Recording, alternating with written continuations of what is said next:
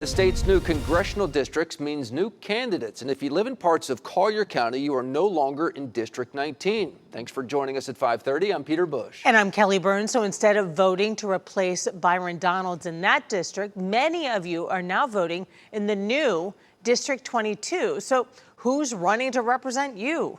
Tonight, Gulf Coast News chief political correspondent Dave Elias speaks exclusively with Naples businessman Casey Askar, the first local man to jump into that race. Why are you running?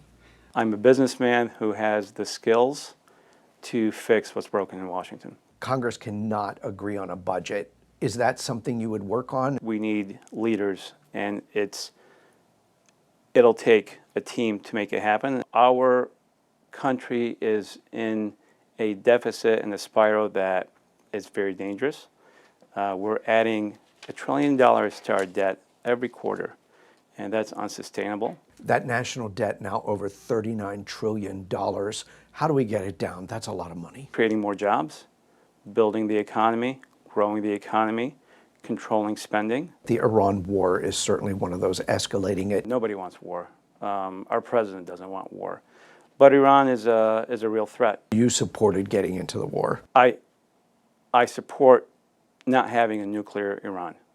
I support not having a terrorist state. He's doing it very effectively, very strategically. I mean, he just posted a picture of his finger on the button telling Iran that time is up. I think one mistake that people do, especially on the Dems on the other side, is try to take everything he does out of context and take it literally.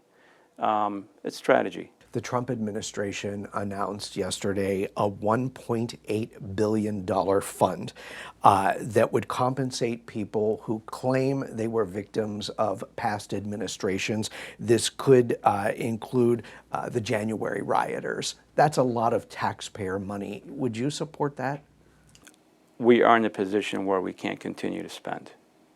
And so I will always support my president. You hand out paychecks, but would you be concerned handing out paychecks to people who, were part of the riots? I think a lot of people that were in the riots were innocent and were treated very unfairly, and I'm very sympathetic to that. We saw people breaking out windows. People are going to have a hard time digesting what you said. People that are guilty, that have committed a crime, I have no sympathy for. People that were innocent bystanders, that were used as pawns in the political game by the Democrats, I have a lot of sympathy for those people. Now, Askar must convince voters to support him in the August primary as he self-funds his campaign. Dave Elias, Gulf Coast News.